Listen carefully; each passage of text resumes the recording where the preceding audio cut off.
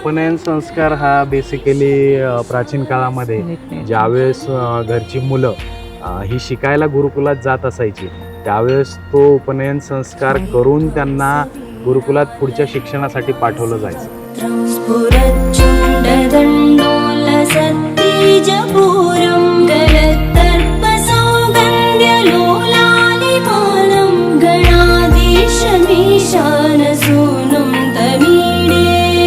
आता त्या काळाचं ह्या काळात असलेलं महत्त्व असं आहे की उपनयन संस्कार झाल्यानंतर बऱ्याच मुलांच्या आकलन क्षमतेमध्ये, ग्रास्पिंग पॉवरमध्ये हा फरक पडतो. त्यांच्यामध्ये एकाग्रता वाढते. ह्याचबरोबर एका जागी बसण्याची किंवा विद्यार्जन करताना, साधारणतः पाठांतर करताना ह्या सगळ्या संस्काराचा विलक्षण फायदा होतो. आणि ह्याचसाठी हे आम्ही उपनयन संस्कार आमच्या दोन चिरंजीवांसाठी, सम्राज्य आणि समग्रसाठी प्लॅन केले. बऱ्याच वर्षापासूनचा हा प्लॅन होता आमचा. 4 वर्षापासून आम्ही खरं तर प्लॅनिंगमध्ये होता आमच्या, आणि ते ह्या वर्षी घडून आलं आणि अतिशय आनंदात ते घडून आलं. सगळ्यांनी मस्त एन्जॉय केला. मुलांनी तर खूप जास्त एन्जॉय केला.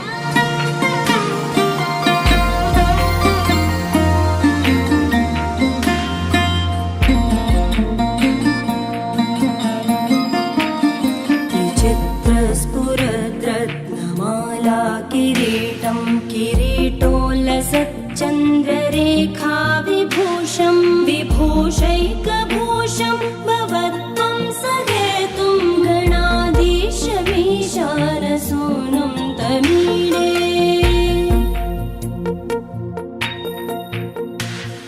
उदञ्चत्पूजावल्लरी दृश्यमूलो चरत्प्रूलता विभ्रमप्राजदक्षं मरुत्सुन्दरी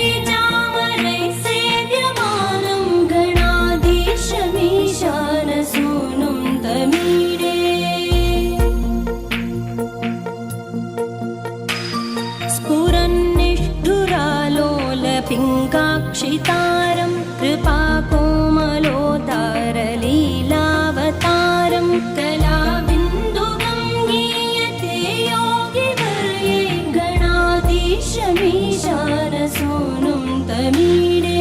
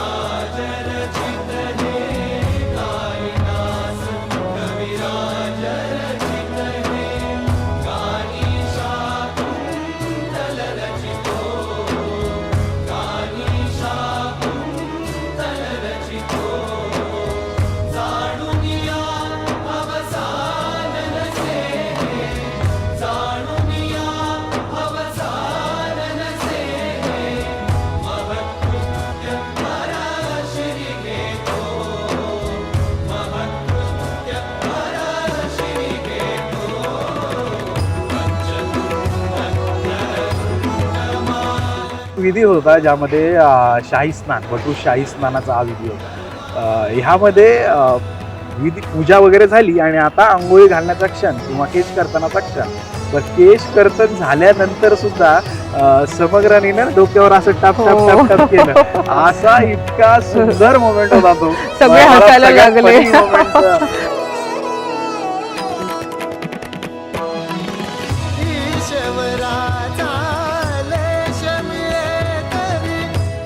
आणि जेव्हा मुलांचे केस काढण्यात येत होते तेव्हा माझं मन असं एकदम हे भरून येत होतं.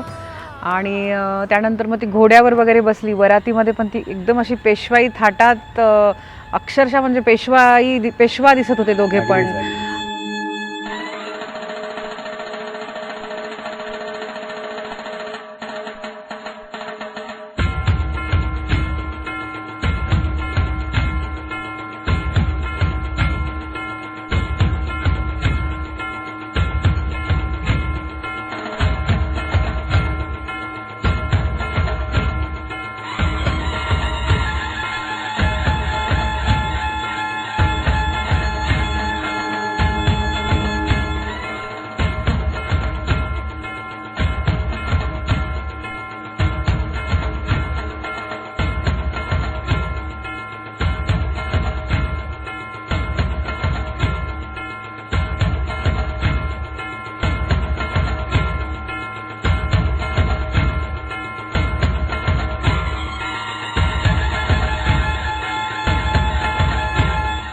जेव्हा मातृभोजन होतं त्यावेळेला पण ते गाणं जे आहे ना की घाबरली माता मातृभोजनी, म्हणजे खरंच तो फील येतो आईला की मुलं हे करतायत जेवण, म्हणजे मातृभोजन चालू होतं.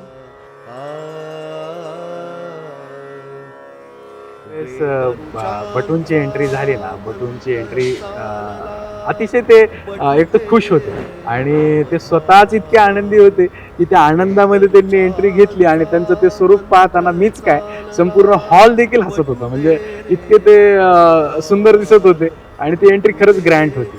बटुला आशिष दान प्रभु दे, बटुला आशिष दान कुर्यात बटोर मंगलम. आप्त मंडळी जमली सगळी, मौंजी बंधना प्रभा आगळी. आप्त मंडळी जमली सगळी, मौंजी बंधना प्रभा आगळी. आप्त सर्व हे असता जवळी, नाही कशाची वाण, नाही कशाची वाण. प्रभु दे बटुला आशिष दान, प्रभु दे बटुला आशिष दान कुर्यात बटोर मंगलम. बटुला आशिष दान.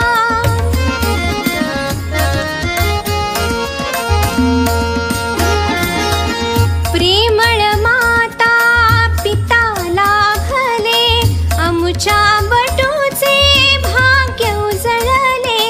आश्रम पहिला सुरू जाहला, ज्ञानाचे वरदान प्रभु दे बटुला आशिष दान. प्रभु दे बटुला आशिष दान.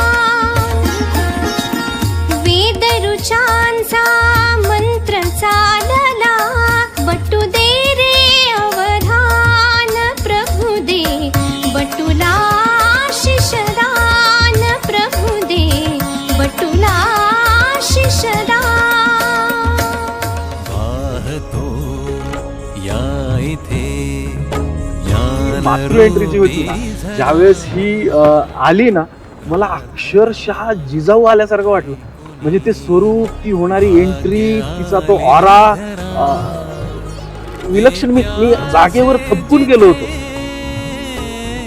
लक्ष्मी वसे तिथे, म्हणजे साक्षात जिजाऊ अशी समोरून येते आणि बाळ शिवाजींना ती ऑप्शन करायला येते किंवा आशीर्वाद द्यायला येते. तो आनंद अप्रतिम होता. म्हणजे मी इतिहास त्या दिवशी अनुभवला. तुझी म्हणजे मुंजे म्हणून त्यांना बघायचं होतं, बटू म्हणून त्यांचे केस काढलेले वगैरे. म्हणजे इवन मी असे फोटोज वगैरे जरी मी सर्च केले तरी मला असं भरून यायचं मन. मग प्रत्यक्षात मुलांना पाहिल्यावर मला असं खूप असं फिलिंग माझ्या खूप अशा इमोशनल होत्या. मूर्त मन मंदिरी नित्य. त्यानंतर यज्ञोपवीत धारण म्हणजे जानवं धारण केल्या जायचं आणि तिथून पुढं तो मुलगा ब्रह्मचर्याचं पालन करेल, व्यवस्थित विद्यार्जन करेल, यासाठी ते 16 संस्कारापैकी एक संस्कार तिथे व्हायचा, त्याला उपनयन संस्कार म्हणायचे. आणि मग तो मुलगा किंवा विद्यार्थी हा गुरुकुलाकडे प्रस्थान करायचा आणि विद्या वगैरे घेऊन किंवा शिकून तो वापस यायचा.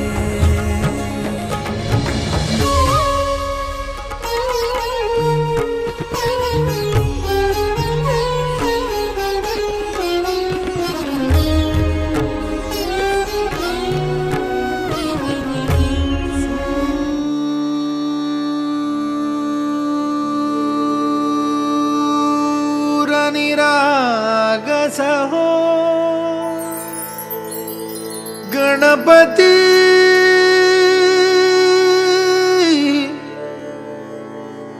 सूर